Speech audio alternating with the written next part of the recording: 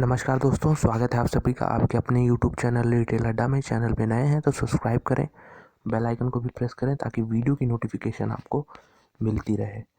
तो देखेंगे सबसे पहले स्टरलाइट टेक्नोलॉजी का रिजल्ट आ चुका है Q3 का, और एक mid cap company Anil Agarwal के वेदांता ग्रुप की कंपनी है, तो इसलिए इम्पोर्टेंट हो जाता है जानना कि किस तरह के रिजल्ट आए हैं। और इसलिए भी इम्पोर्टेंट है क्योंकि आपको इसका रिएक्शन आज स्टॉक में देखने को मिलेगा। 7% के लगभग ये डाउन ही बंद हुआ है। तो ऐसा क्या था खराबी रिजल्ट में, हम लोग अब देखेंगे तो अभी पता चलेगा। ये देखिए, रेवेन्यू की बात करें और सबसे पहले ये स्टैंड अलोन नंबर हैं, यानी जो कंपनी का कोर बिजनेस है बस उसी को लिया गया है। इसके कोई सब्सिडरी का इसमें नंबर नहीं ऐड किया गया है। तो रेवेन्यू फ्रॉम ऑपरेशंस देखेंगे तो इस बार टोटल जो है 1300 करोड़ के आसपास था, और पिछले क्वार्टर में ये सितंबर क्वार्टर में ये 1270 करोड़ था। एक साल पहले ये 1193 करोड़ था। तो क्वार्टर ऑन क्वार्टर भी देख लिया जाए या फिर ईयर ऑन ईयर भी हमें अच्छा जंप देखने को मिल रहा है। तो रेवेन्यू तो कंपनी ने अच्छा ग्रोथ किया है, टॉप लाइन में अच्छी ग्रोथ दिखाई है कंपनी ने। लेकिन चिंता की बात देखिए, कॉस्ट ऑफ मटेरियल्स, तो हमें मालूम है कि इस क्वार्टर में मटेरियल्स के प्राइसेस काफ़ी बढ़े थे, तो उसका इन्फ्लेशन जो है इनका असर दिखना ही था। और देख सकते हैं 865 करोड़ के खर्चे हो गए मटेरियल्स में ही, जो कि पिछले क्वार्टर में मात्र 582 करोड़ थे। एक साल पहले ये फिगर 663 करोड़ था। तो एक साल पहले से कंपेयर कर लें तो भी इस बार मटेरियल की कॉस्ट में इनको ज़्यादा पेमेंट करना पड़ा है। उसके बाद टोटल एक्सपेंसेस देख लेते हैं। टोटल एक्सपेंसेस अगर देखा जाए तो ये आ रहा अराउंड 1465 करोड़। तो ये बहुत बड़ा फिगर हो जाता है। रेवेन्यू इनका देखेंगे 1321 करोड़, और उसके ऊपर इतने खर्चे, तो डेफिनेटली लॉस हुआ है इस क्वार्टर में, बड़ा लॉस हुआ है। और इसके पहले क्वार्टर में 1156 करोड़ का खर्च था, और एक साल पहले ये 1100 करोड़ के आसपास था। तो देखा जाए तो देखिए ये फिगर इंक्रीजिंग ही है, और इसका रीज़न क्या है, ये फिगर क्यों इतना इंक्रीज़ कर रहा है कि खर्चे बढ़ रहे हैं। तो अगर आपको अदर एक्सपेंसेस में देखना हो तो अन्य खर्चे जिसे हम कहते हैं, तो उसमें इस बार इनका फिगर आया 410 करोड़ के आसपास। तो इसको हमें ब्रेक डाउन करना पड़ेगा। इसमें ऐसा क्या चीज़ आ गया कि ये फिगर जो 300 करोड़ हुआ करता था पिछले क्वार्टर में, और 223 करोड़ था एक साल पहले, तो ये ऑलमोस्ट देख सकते हैं आप। तो यहाँ से तो 200 करोड़ का जंप, यहाँ से 100 करोड़ का जंप। तो ऐसा क्या हुआ है कि एक क्वार्टर में ही इनको 100 करोड़ के एक्स्ट्रा खर्चे उठाने पड़े हैं। अगर हम इनका नेट प्रॉफिट देखें तो वो भी 100 करोड़ के आसपास आता था। देखेंगे आप पिछले कुछ क्वार्टर में तो इतना ही आता था, लेकिन अब जो है 100 करोड़ के अदर एक्सपेंसेस ही हो गए, तो कहाँ से प्रॉफिट आएगा इस बार। तो ये देखते हैं टोटल, देखिए इनकम हम देखते हैं सीधे। सबसे पहले टोटल इनकम अगर हम देखें तो इस बार आपको दिख रहा होगा ये 107 करोड़ का नुकसान हुआ है। और रीज़न खर्चे बढ़े हैं, उसमें भी अन्य खर्चा 100 करोड़ सीधे सीधे बढ़ा पिछले क्वार्टर से, 200 करोड़ एक साल पहले से। तो 107 करोड़ का इसमें नुकसान हुआ है कंपनी को। पिछले क्वार्टर में 86 करोड़ का फ़ायदा हुआ था, एक साल पहले 75 करोड़ का फ़ायदा हुआ था।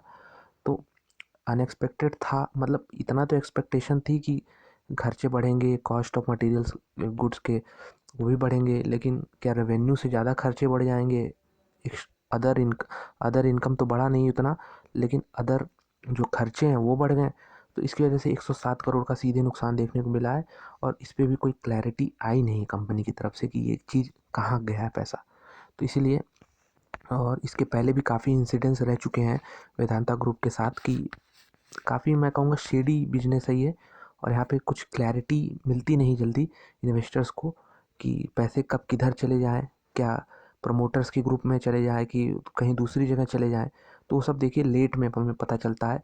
जब पता चलना चाहिए एक्सचेंजेस से, तो वो चीज़ हमें तुरंत नहीं पता चलता, उसके पहले तो स्टॉक प्राइस काफ़ी क्रैश कर जाता है। तो इसलिए इस तरह के बिजनेसेस से एक सबक तो लेनी चाहिए, कि सीख मिलती है कि हमें नहीं लेना चाहिए अपने पोर्टफोलियो में। अगर आपको आपको पोर्टफोलियो में अपना अच्छे स्टॉक रखने हैं तो इस तरह के स्टॉक से बिल्कुल दूर ही रहना चाहिए। चलिए इसके एक बार चार्ट पे भी नज़र डालेंगे। उसके पहले ईपीएस एक बार इस बार देख लेते हैं इस क्वार्टर का। तो ईपीएस जब प्रॉफिट ही नहीं हुआ तो ईपीएस कहाँ से आएगा। 2.7 का नेगेटिव ईपीएस है, जो कि ट्रेलिंग 12 मंथ के पी को आराम से बढ़ाने की कोशिश करेगा, और उसकी वजह से स्टॉक प्राइस जो है नीचे आएगा एडजस्ट होने के लिए। तो हम अगर स्टॉक प्राइस पे नज़र डालें, चार्ट पे नज़र डालें, तो देखेंगे कि एक बहुत बढ़िया रैली आ रही थी। उसके बाद ये जब मर्जर हुआ इनमें वेदांता ग्रुप में, उसके बाद ये देखिए कितना उसके पहले गिरावट आई। उसके बाद देखिए अभी सारे स्टॉक जो है अपने पुराने लेवल्स को बीट कर चुके हैं, काफ़ी small cap mid cap stock. और पुराना लेवल ये है अराउंड इसका 350 से 400 के बीच में। तो वहाँ भी अभी तक नहीं पहुँच पाया है, उसके पहले इस तरह के रिज़ल्ट आ चुके हैं। तो एक बार फिर से थोड़ा डाउन ट्रेंड इसमें कंटिन्यूएशन हो सकता है। तो इसमें लेवल वॉच करिएगा 220 का और उसके बाद 180 का। तो ये दोनों ही अच्छे सपोर्ट की तरह काम करने चाहिए। अगर ये ब्रेक होता है तो नीचे यहाँ सपोर्ट लेगा। लेकिन देखिए, आपको सीधे इस तरह के बिजनेस से बचना चाहिए। जो फ्रेश इन्वेस्टमेंट करना चाह रहे हैं उनको तो बिल्कुल एडवाइस नहीं दूंगा कि इस तरह के बिजनेस में आपको पैसे लगाने चाहिए। जब आपके पास इतनी अच्छी अपॉर्चुनिटी है तो ये देखिए, यहाँ पे इतने सारे हाई बनाने के बावजूद ये 320 को नहीं ब्रेक कर पाया और आज ये 250 पे खड़ा है और एक यहाँ नीचे ब्रेक डाउन की तैयारी कर रहा है। अगर ब्रेक डाउन होता है तो ये बुलिश फ्लैग तो है, लेकिन बुलिश फ्लैग में ऊपर की तरफ ब्रेकआउट के देके ऊपर मूव करते हैं स्टॉक। लेकिन इसमें अब ऐसा लग रहा है ये हाई बन चुके हैं और ये अब नीचे की तैयारी कर रहा है। तो 180 पे नज़र रखिएगा और 220 पे नज़र रखिएगा। इस तरह के स्टॉक से वैसे भी दूर रहना चाहिए, लेकिन जिसके पास है वो इन दोनों लेवल्स को ऑब्जर्व कर सकता है। और नंबर्स तो वैसे भी ख़राब रहे हैं। इसकी हिस्ट्री देख लें आप पूरी। जब से लिस्टिंग हुई है ये स्टॉक शुरुआत में तो अच्छे ट्रेंड में था, उसके बाद फिर इसमें होता क्या है, ट्रेंड चेंज होता रहता है। अगर आप देखें तो पहला हम ये देख सकते हैं, हाई बना फिर लो, फिर एक हाई बना फिर लो, फिर एक हल्का हाई बना, फिर उतना रिट्रेसमेंट नहीं हुआ, लेकिन उसका सडन मूव आया, लेकिन उस मूव का भी कोई मतलब नहीं रह गया, ये पूरा लो हो गया। तो इस तरह फिर से हो सकता है, अगर आप चार्ट देख रहे हैं पैटर्न, तो इस तरह हो सकता है फिर से इस चार्ट बना ले। तो इसमें बिल्कुल 150-200 कहाँ तक जाएगा कुछ कहा नहीं जा सकता। रिजल्ट जब तक अच्छे आ रहे हैं स्टॉक भाग रहा है। जिस दिन रिजल्ट अचानक से ख़राब आ जाते हैं तो उस दिन पूरा नीचे आना शुरू हो जाता है उसके बाद। तो इस तरह से बिल्कुल अवॉइड ही करना चाहिए। वीडियो देखने के लिए बहुत बहुत धन्यवाद। मिलते हैं आपसे अगले वीडियो में।